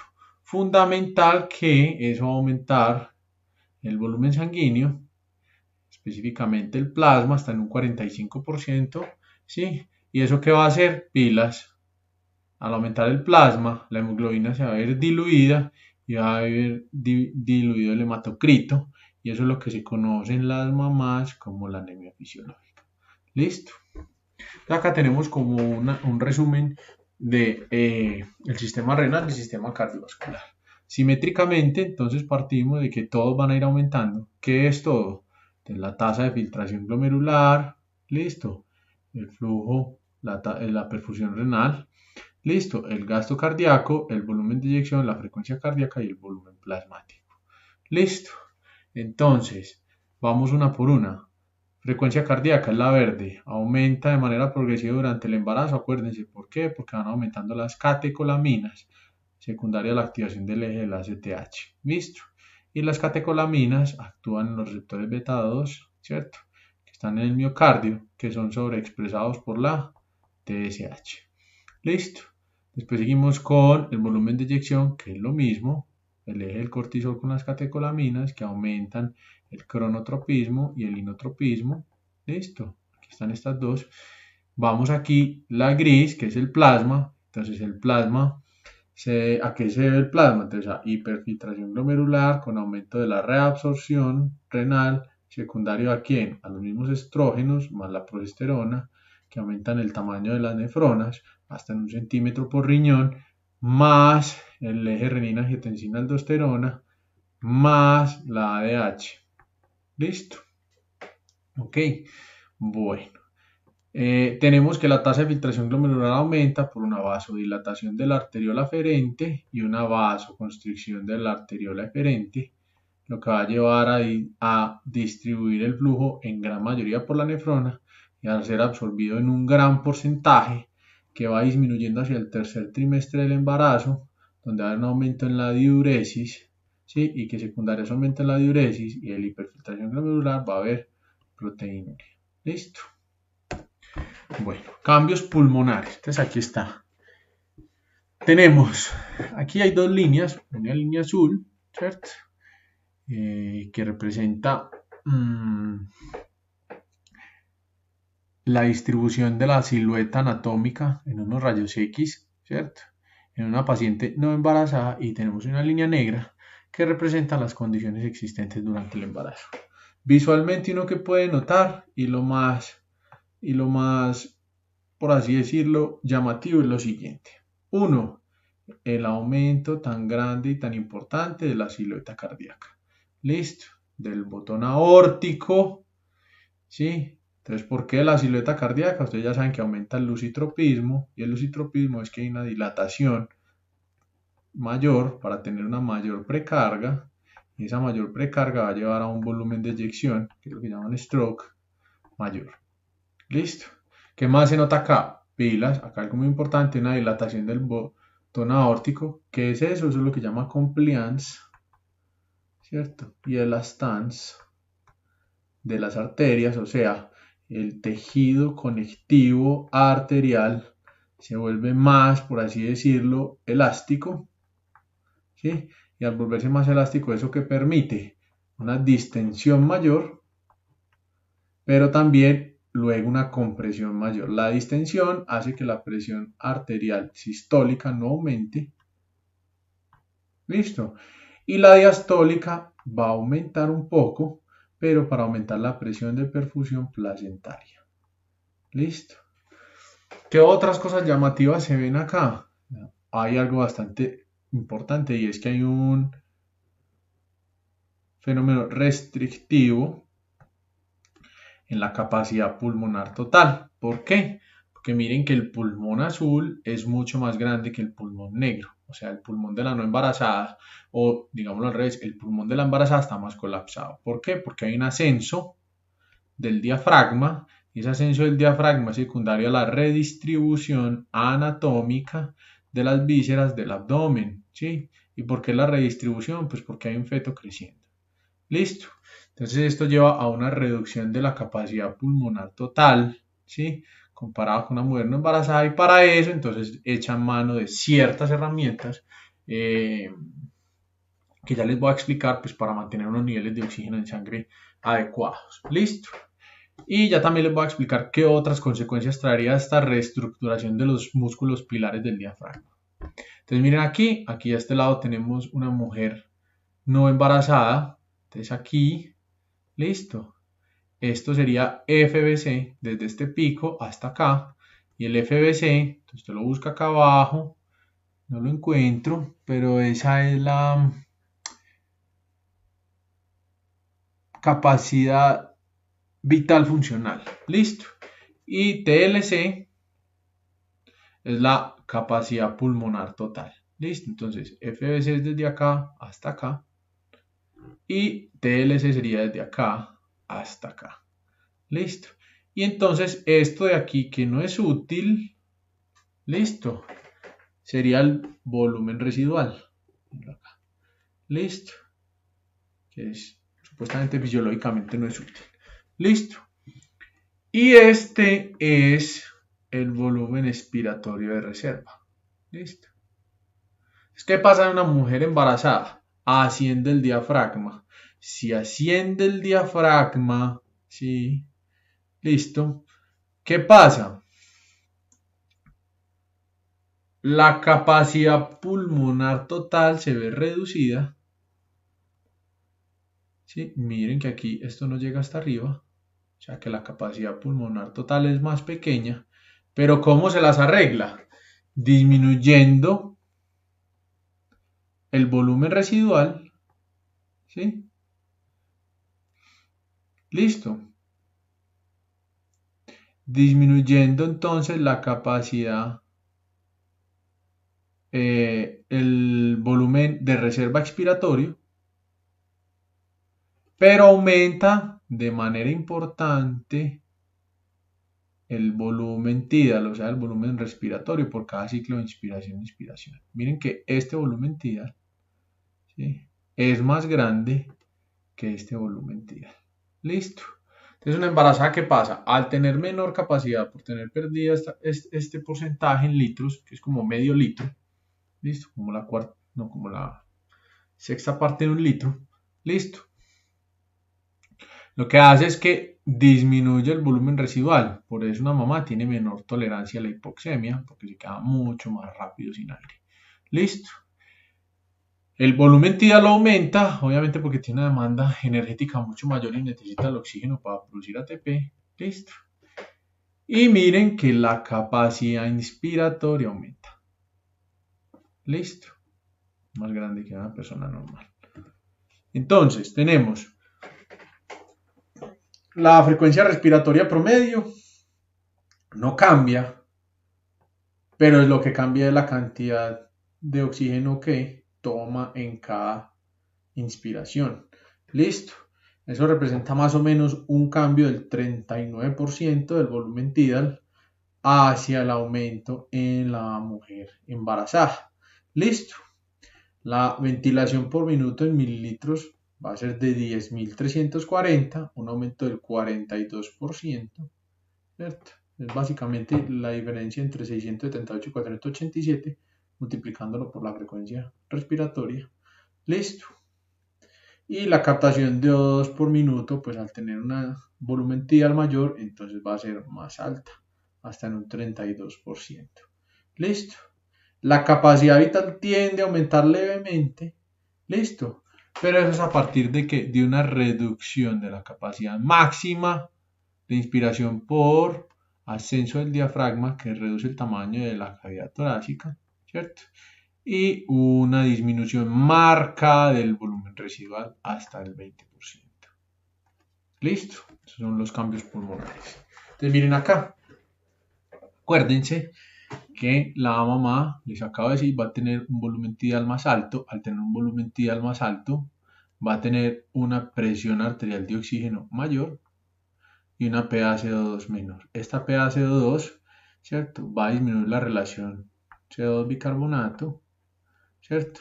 Pues este aumenta, este disminuye, según como ustedes pongan denominador o numerador, y entonces la mamá va a tender a la alcalosis. Listo. Recuerden que esto es perpetuado por el vómito y por la aldosterona. Listo. En los cambios gastrointestinales, pues es evidente decir primero que va a haber constipación, ¿cierto? Pues eso no es ningún misterio. La constipación se debe a la redistribución de las vísceras que antes tenían un diámetro mucho mayor, ¿cierto? Y ahora se comprimen todas en la región superior posterior, debajo del hígado. Listo. Pilas que, y hay otro problemita. Es muy importante que va a haber constipación y esa constipación es multifactorial. Primero, pues es anatómica, evidente por colapso, ¿cierto? Pero pilas que la progesterona inhibe el peristaltismo, ¿cierto? Los cambios en la serotonina inhiben el peristaltismo que pueden pasar durante el embarazo y el posparto. Listo. Y los receptores beta 2 que son sobreexpresados por la TSH aumentan el peristaltismo. Entonces esto compensa para que haya algo de tránsito intestinal. Listo. Hay algo muy importante también y además de la constipación pues no es solo por obstrucción y disminución del peristaltismo, sino porque las heces durante un periodo muy avanzado del embarazo van a ser muy deshidratadas, por así decirlo, secas. ¿Y por qué? Porque la progesterona en el intestino grueso tiene la capacidad de inducir el ENaC. El ENaC es el mismo canal que induce la aldosterona. Entonces le roba sodio a la materia fecal y la materia fecal se deshidrata. Pilas que hacia el final del embarazo, donde los niveles de progesterona son ya muy altos, ella tiene la capacidad de activar un canal de manera indirecta que se llama CFTR, que este canal funciona al revés. En vez de robarle agua a la materia fecal, le mete cloro a la materia fecal. Y si le mete cloro, ese cloro atrae sodio. Y si el cloro y el sodio se salen a la luz, atraen agua. Y por eso hacia el final del embarazo, casi que durante el trabajo de parto, ustedes ven que la materia fecal es mucho más aguada que en el resto del embarazo. Listo, y esto es un mecanismo de protección para que la mamá no haga maniobra de valsalva durante la defecación. Listo. Otra de las quejas, incluso de las más frecuentes, de alteraciones de la fisiología normal del embarazo es la enfermedad por reflujo, ¿cierto? Enfermedad acidopéptica. ¿Y a qué se debe esto? Pues es evidente por dos cosas. Uno, la progesterona disminuye el tono del esfínter esofágico inferior. Dos, el esfínter esofágico inferior se divide en dos componentes, uno intrínseco y otro extrínseco. El componente intrínseco son las fibras musculares. Esas fibras musculares son estas que hay acá. Listo. Y el componente extrínseco son los pilares del diafragma. Entonces, a ver, yo les quisiera explicar algo. Vamos a ver. Entonces, supongamos, si este es el tubo digestivo, ¿cierto? Y este es el estómago. Listo. Vamos acá, ya queda el píloro. Acá queda el esfínter. El esfínter intrínseco son las bandas elásticas como tal que tiene el músculo liso en el segmento, en el tercio distal, ¿cierto? Y el extrínseco es lo siguiente, esto. El diafragma, los pilares del diafragma pegan justo en este punto y hacen una presión externa. Listo. Por lo tanto, la presión del esfínter esofágico inferior, ¿de qué depende? La presión del esfínter esofágico inferior depende del tono muscular de estas fibras asociado a la presión externa que ejercen los pilares del diafragma. Listo. ¿Qué pasa durante el embarazo? Aumenta el tamaño uterino, desplaza las vísceras abdominales hacia arriba y por lo tanto los pilares del diafragma ascienden un poco y se ponen un poco más rectos. Al ascender un poco y quedar un poco más rectos, la presión ya no se hace en la misma zona, sino que esta paciente se va a comportar como un paciente con hernia hiatal. ¿Qué es eso? Que el sitio de unión de los pilares diafragmáticos y el sitio de unión de las bandas no coincide y el esfínter pierde presión. Listo. El estómago tiene una característica muy llamativa y es que al inicio, cerca del esfínter, el músculo es muy delgado, pero hacia el píloro el músculo es muy grueso. Y esto es un reservorio. Listo. Entonces, la zona del antro, ¿cierto? Del fondo, perdón, del fondo, que esto es cuerpo y esto es antro. En el fondo del estómago, la pared es muy delgada y funciona más como reservorio. Y pasa lo siguiente. Las mamás tienen un retardo del vaciamiento gástrico. Listo. Por anatomía, ¿cierto? Porque entonces pasar las cosas de aquí hacia aquí le cuesta más, hacia el duodeno, porque todo eso está colapsado por acá. Y segundo, por fisiología, por funcionamiento, que la progesterona retarda el vaciamiento, así como inhibe el peristaltismo. Listo. Entonces, si usted tiene una mamá que come mucho, la comida se le queda acá y no tiene tono en el esfínter esofágico inferior, pues entonces se devuelve la comida. Listo. Bueno, otro problema bastante frecuente durante el embarazo. Entonces, acá pónganme un poquito de atención.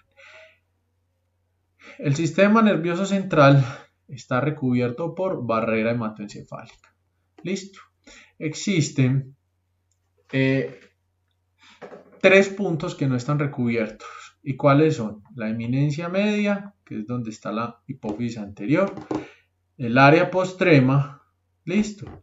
Y la tercera zona es la neurohipófisis, donde se libera la vasopresina. Listo. Tres respuestas rápidas. ¿Por qué el área postrema no está cubierta de barrera? Porque es para detectar tóxicos en sangre. Listo. Entonces, ¿qué pasa? Aquí vemos que está el área postrema. El vómito se puede inducir de muchas formas.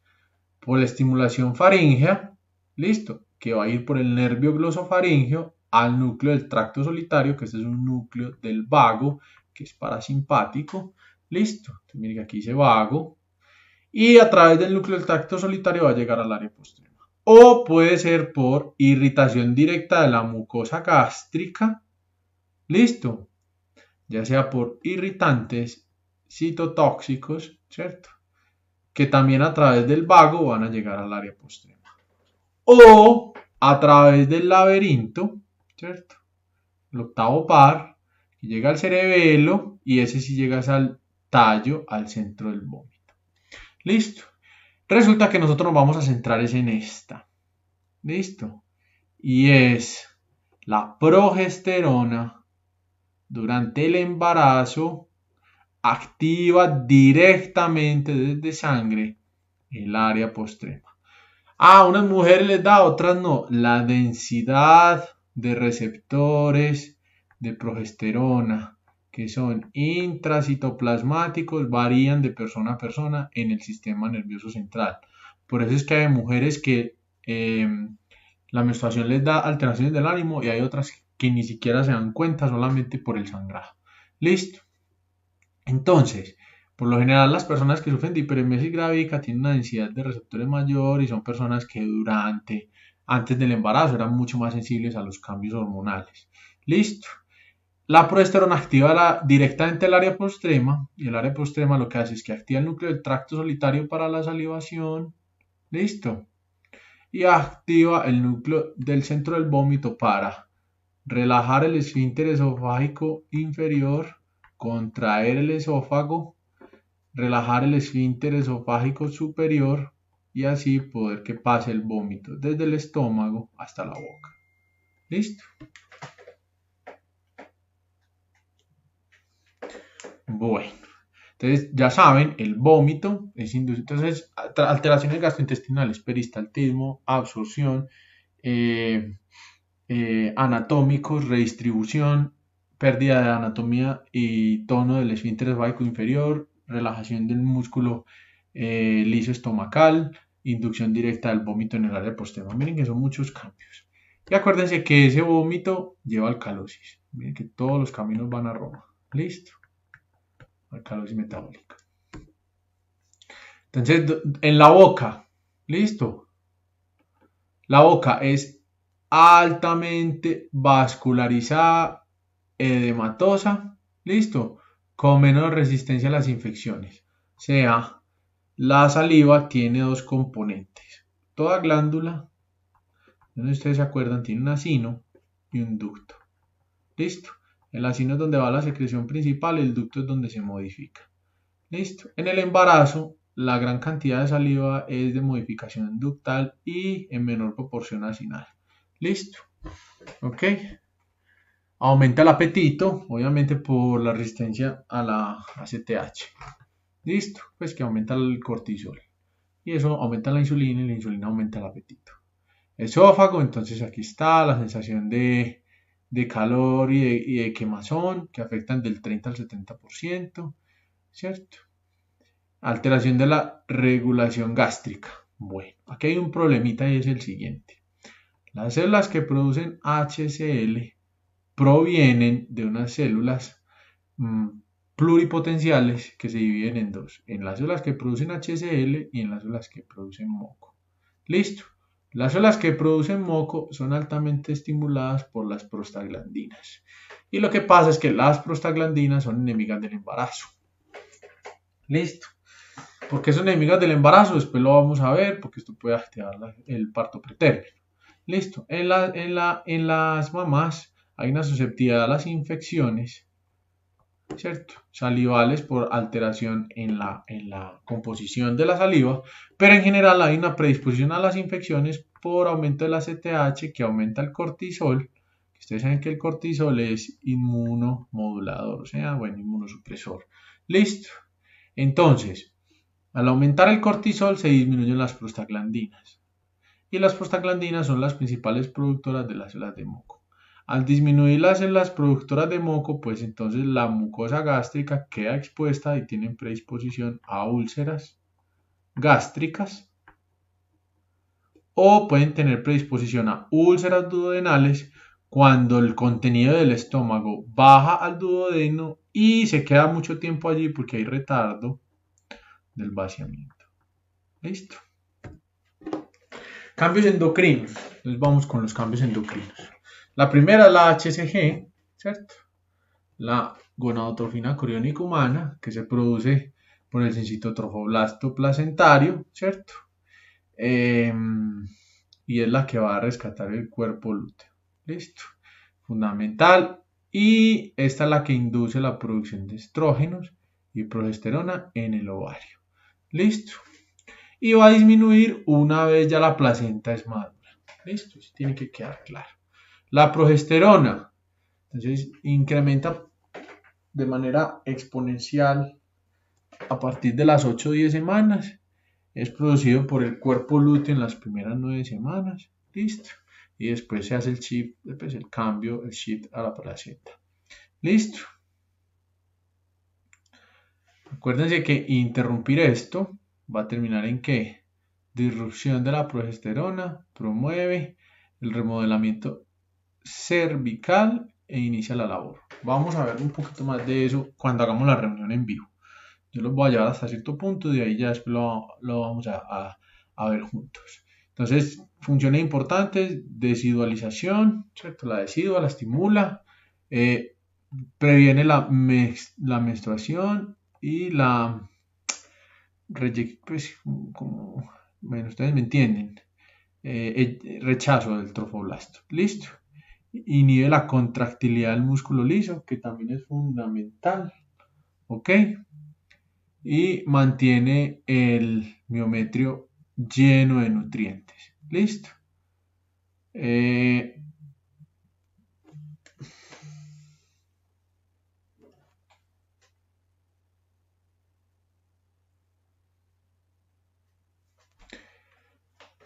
Bueno, aquí vamos a ver algunas cositas. Miren que aquí ya no dice estrógenos, sino oestrógenos. ¿Listo?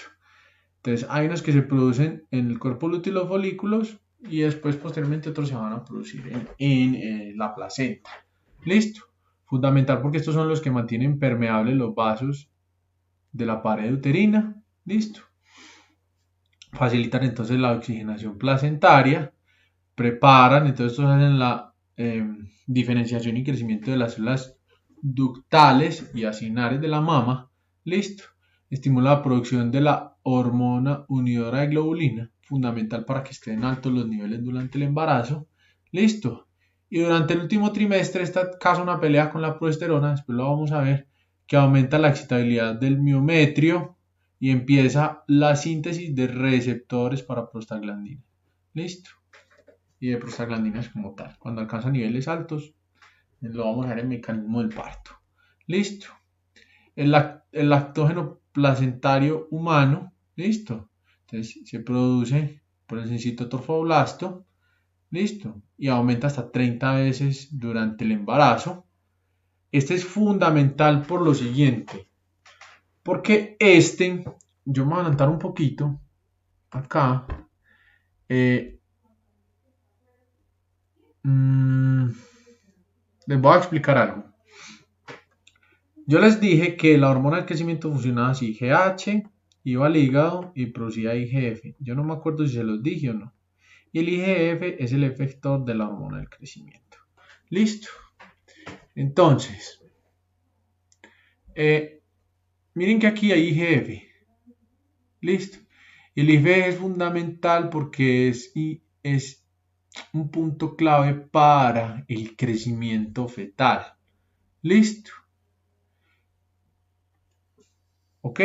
Pero hay un detalle acá y es, para que haya IGF, pues debería estar activa la hormona del crecimiento. Pero los estrógenos elevados y la progesterona elevada son inhibitorios sobre la hormona del crecimiento. Por eso una mujer que llega a la menarca casi deja de crecer tanto. Entonces uno dice, bueno, y entonces miren que durante el embarazo la hormona del crecimiento está disminuida. Entonces uno dice, bueno, si la hormona del crecimiento está disminuida, pero se necesita IGF, ¿cómo es que se puede producir? Listo. Entonces ahí es donde yo les estaba hablando del lactógeno placentario humano y este es fundamental porque su estructura molecular tiene una alta homología con la prolactina y con la hormona del crecimiento.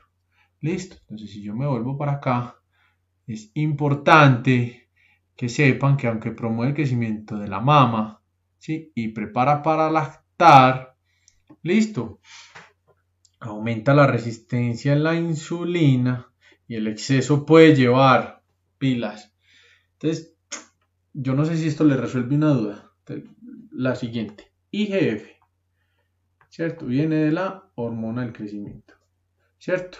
No hay hormona del crecimiento, pero ¿quién lo reemplaza? El lactógeno placentario. Y el lactógeno placentario tiene dos características. Uno, puede imitar a la hormona del crecimiento y es antiinsulínica. Y dos, regula el crecimiento del feto. Listo. Por eso es que muchas veces un exceso de esta hormona lleva a bebés gigantes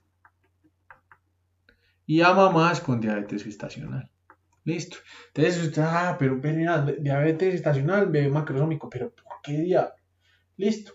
Es porque el lactógeno placentario está muy alto y al estar tan alto, entonces el bebé crece mucho porque es el homólogo de la hormona del crecimiento y tiene mucho IGF, pero tiene mucha resistencia a la insulina. Listo. Entonces que ustedes sepan que el feto crece, pero no por la hormona del crecimiento, sino por un homólogo de la hormona del crecimiento, porque los estrógenos y la progesterona tan elevados inhiben la liberación de hormona de crecimiento. Entonces uno dice, bueno, entonces si en un embarazo todo eso está por las nubes, ¿cómo va a ser el bebé para crecer? Bueno, porque existe un homólogo que no es sensible a las gonadotrofinas, que genera resistencia a la insulina y por eso muchas mamás tienen bebés gigantes, ¿cierto? Y tienen diabetes gestacional. O por eso una cosa se relaciona con la otra. Listo. Endocrino, a nivel endocrino también hay un aumento de la relaxina. Listo. Se produce por el cuerpo lúteo. Este nombre sí es un nombre bien puesto, ¿cierto?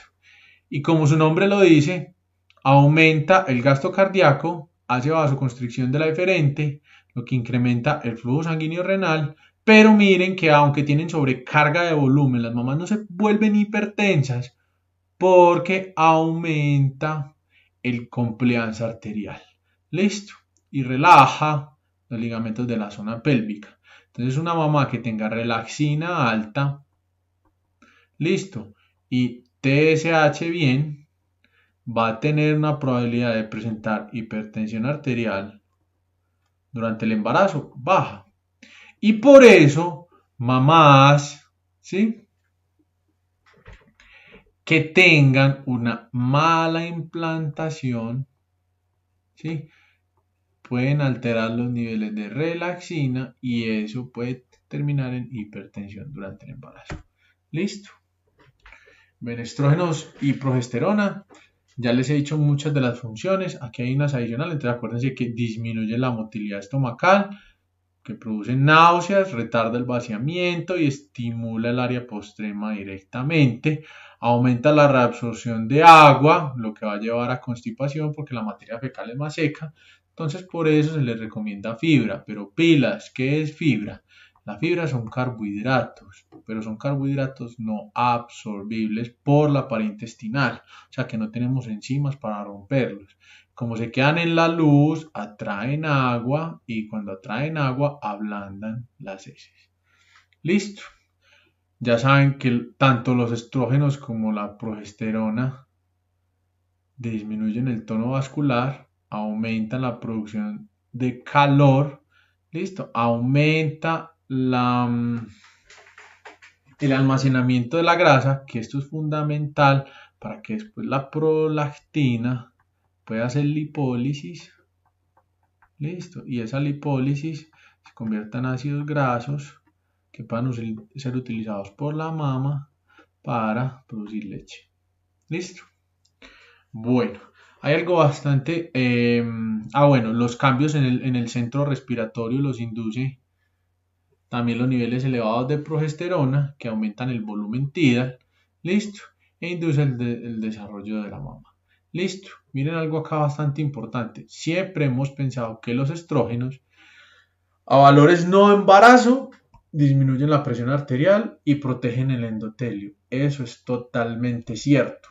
Pero a niveles altos, en el último trimestre, los estrógenos favorecen la retención de agua y favorecen la retención de sodio. Esto contribuye a aumentar el volumen arterial efectivo. Entonces, si ustedes les preguntan por qué aumenta el volumen arterial efectivo de una mamá, multifactorial, aldosterona, ¿cierto?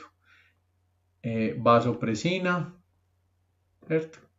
Y estrógenos. Y esto lo que hace es una sobrecarga de volumen que llevan a un aumento del gasto cardíaco, listo, secundario a un aumento de las catecolaminas. ¿Ok?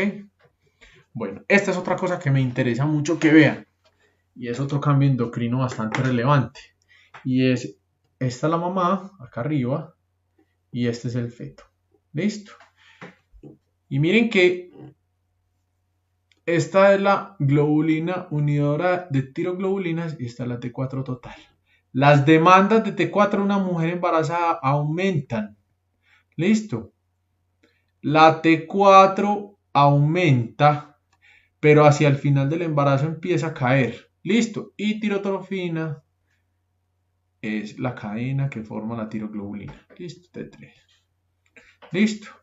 Miren que hay una reserva importante de T4 que se convierte en T3 y ese T3, miren, se aumenta en su consumo porque el bebé hacia el final del embarazo necesita altos niveles de T3. ¿Listo? Y ese T3 viene de T4. ¿Y para qué son esos altos niveles de T3? Para el sistema nervioso central y en general para el crecimiento en general, pero sobre todo la cabeza. Pero es muy importante que crezca la cabeza hacia el final del embarazo porque esto va a ir haciendo progresivamente el encajamiento. ¿Listo? Entonces miren que todo va de la mano. ¿Listo? Entonces aquí está. Miremos T4 cómo aumentan progresivamente las demandas durante el embarazo. Y esa T4, unida a proteínas, se tiene que poner libre para que se pueda convertir en T3. Y miren que aquí es donde empieza una alta demanda y la mamá Al tener esa alta demanda, aquí es donde pueden caer en hipotiroidismo, semana 20, aproximadamente, donde aumenta de manera dramática la demanda fetal de hormona tiroidea. Nos vamos para acá, la parte más inclinada de la curva, donde aumenta la demanda de hormona tiroidea en la semana 20. Listo. Esto no es ningún misterio y es a medida que, esto lo tengo acá como para recordaros, pero es que aumenta la CTH, aumenta el cortisol, aumentan las catecolaminas. Las catecolaminas tienen un doble efecto. Uno, activan las células alfa del páncreas e inhiben las células beta. ¿Eso qué hace? Que haya un predominio de glucagón sobre insulina, ¿cierto? Y cuando la insulina salga en una etapa postprandial, le toca luchar contra esta, contra este y contra el cortisol. Listo. Lo que hace que los niveles de insulina, miren, en una mamá, entonces aquí está. Los niveles de glucosa en rojo, una no embarazada, en azul, una embarazada normal. Entonces la glucosa tiene picos más altos. Listo. ¿Por qué tiene picos más altos? Porque la dan un retardo en la absorción gástrica y un retardo en el vaciamiento, entonces la comida se queda en el intestino más tiempo. Segundo, la insulina es menos eficiente, por eso una persona embarazada tiene que liberar más insulina durante más tiempo comparado con una persona no diabética, no embarazada, perdón, y eso es lo que predispone a la resistencia a la insulina. Y hay otro detalle, uno de los factores más importantes que determina que una paciente va a desarrollar resistencia o no a la insulina es el tiempo el tiempo total que le toque liberar insulina. Y los picos hiperglicémicos, ¿cierto? En las pacientes embarazadas son más altos, ¿cierto? Más altos y más largos en el tiempo. Y este es el principal factor determinante de resistencia. Listo. Bueno, por último, cambios hematológicos. Entonces, vamos como en orden. Listo. Por ejemplo, fibrinógeno 256, 473. Si al final del embarazo casi todos los factores pro-trombóticos aumentan en la mamá. Factor 7, factor 10. Miren cómo aumentan de manera dramática. Plasminógeno. Listo. En cambio, el activador tisular del plasminógeno, que es anticoagulante, ahí sí no hay cambios. Listo. Antitrombina 3 prácticamente no cambia. Proteína C, que es anticoagulante, no cambia. Y proteína incluso se reduce. Y proteína S también. Entonces, hacia el final del embarazo hay cambios protrombóticos en la sangre, pero ¿para qué es eso? Para que cuando se haga el alumbramiento y se desprenda la placenta, pues van a quedar literalmente 3 huecos, ¿sí? Botando sangre en una mamá. ¿Cuál es la forma más rápida de reducir el sangrado en este posparto? Uno, pues fisiológicamente. Uno va a ser... ¡Silencio! Uno va a ser la sangre. A ver, no, esperen que me distraje. Las dos formas de reducir el sangrado en el momento del alumbramiento van a ser: uno, el aumento fisiológico de los factores protrombóticos. Listo. Y dos, la reducción rápida del tamaño del útero. Listo. Bueno, entonces no hemos terminado los cambios porque falta todo el parto, ¿cierto? Y vamos a ver 2 o 3 enfermedades, ¿sí? Pero por ahora, entonces, ¿yo qué voy a hacer? Les voy a dejar estos dos casos y se pueden partir mitad y mitad. Una paciente primigestante de 33 años, embarazo de 37 más 2, con cefalea intensa, edema de miembros inferiores y presión arterial de 168/75. Listo, diagnóstico y fisiopatología. Entonces, ¿yo qué quiero? Que especulen, vean, no, este eje está esto, este eje está esto, este eje está esto, lo más probable es que este eje esté así. En el aspecto pulmonar puede estar pasando esto, en el aspecto cardíaco esto y esto. Listo. Que puedan poner la mayor cantidad de alteraciones del eje que puedan pasar. Listo. Y la otra mitad de los estudiantes van a hacer este otro caso. Ustedes ya se reparten como ustedes quieran. Una paciente primigestante, 14 años, embarazo de 30 más 1, que consulta por dolor intermitente, intenso, no sé por qué me quedó así como incompleto, con contracciones sostenidas de 40 segundos de 3 contracciones de 40 segundos aproximadamente en 10 minutos. Listo. ¿Qué podría ser? ¿Qué podrá ser? ¿Qué ejes están alterados? ¿Qué puede estar pasando? Etcétera. Listo. Que la próxima reunión, si va a ser en vivo, solucionamos estos casos y complementamos con otras cositas que me falta decirles. Listo.